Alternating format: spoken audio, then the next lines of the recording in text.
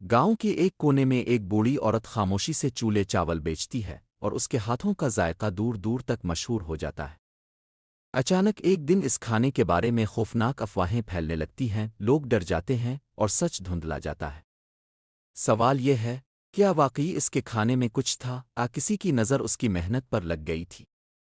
हकीकत जब सामने आती है तो पूरा गांव शर्मिंदा रह जाता है। गांव के मशरकी कोने में जहां कच्ची गलियां सुबह की धुंध में लिपटी रहती थीं, एक बूढ़ी औरत रोज सूरज निकलने से पहले जाग जाया करती थी। इसका नाम लोग प्यार से अम्मा जी कहते थे, मगर कुछ इसे सिर्फ चूल्हे चावल वाली बारी कहकर पुकारते थे।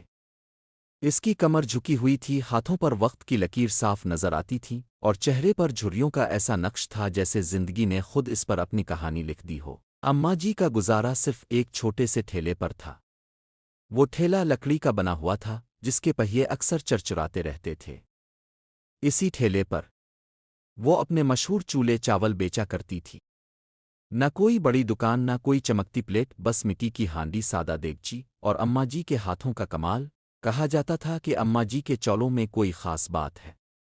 चूल्हे नरम, मसाला मुतवाजिन और चावल ऐसे कि खुशबू दूर तक फैल जाए।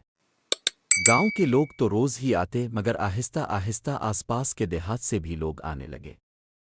कोई मीलों पैदल चल कर आता, कोई साइकिल पर तो कोई बैलगाड़ी में। सबका एक ही मकसद होता, अम्मा जी के चूल्हे चावल। अम्मा जी हर आने वाले को एक ही नज़र से देखती। अमीर हो, गरीब, बच्चा हो या बूढ़ा, सबके लिए इसके हाथ में एक ही नाप होता। वो अक्सर कहती, बेटा, पेट सबका एक जैसा होता है। दिन गुजरते गए और अम्मा जी का ठेला पूरे इलाके में मशहूर हो गया।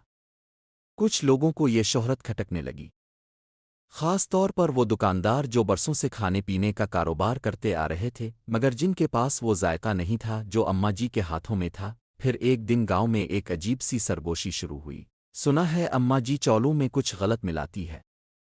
कहते हैं इसके खाने से लोग बीमार हो रहे हैं। कोई कह रहा था कि इसके पास सफाई नहीं होती। ये बातें आहिस्ता आहिस्ता आग की तरह फैलने लगें। पहले चंद लोग डे, फिर और लोग भी रुकने लगे। वही ठेला जो दोपहर तक खाली हो जाता था, अब शाम तक भी आधा भरा रहता। अम्मा जी ने ये सब सुना तो खामोश रही। न इसने किसी से झगड़ा किया, ना सफाई दी, बस पहले से भी ज्यादा मेहनत करने लगी। सुबह जल्दी उठकर चूल्हे धोती, चावल चुनती, मसाले खुद पीसती। इसकी आंखों में थकन थी, मगर इरादे में कोई कमजोरी नहीं। एक दिन गांव के चौक में अचानक हलचल मच गई। कुछ लोगों ने शोर मचाया कि एक आदमी को अम्मा जी के चूल्हे खाने के बाद पेट दर्द हुआ है। बात थाने तक पहुंच गई। अम्मा जी को बुलाया गया, लोग तमाशा देखने जमा हो गए।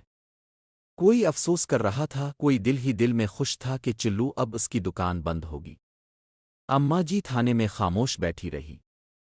इसने सिर्फ इतना कहा, मैंने कभी किसी को नुकसान नहीं पहुंचाया, मेरा रिस्क साफ है।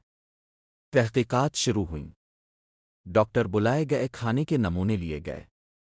वो आदमी जिसे दर्द हुआ था, इसका मुकम्मल मुआयना हुआ। चंद दिनों की जांच के बाद हकीकत सामने आ गई। वो आदमी पहले ही बीमार था और उसने अम्मा जी के चूल्हे खाने के बाद बाजार से कुछ और भी खाया था जो खराब था। अम्मा जी के खाने में कोई खराबी नहीं निकली। ये खबर जैसे ही फैली, गांव वालों की आंखें खिल गईं। वही लोग जो अफवाहों पर यकीन कर बैठे थे, अब शर्मिंदा थे। जिन्होंने बदनामी फैलाई थी, उनके मुंह बंद हो गए। अगले दिन अम्मा जी ने फिर अपना ठेला लगाया, मगर आज मंजर बदल चुका था। लोग पहले से ज्यादा तादाद में आए। कोई मुआफ़ी मांग रहा था, कोई इजाफी पैसे दे रहा था, कोई कह रहा था, अम्मा, हमें गलत फहमी हो गई थी। अम्मा जी ने सबको मुस्करा कर देखा। ना शको ना शिकायत। इस दिन इसके चूल्हे चावल पहले से भी ज्यादा मशहूर हो गए।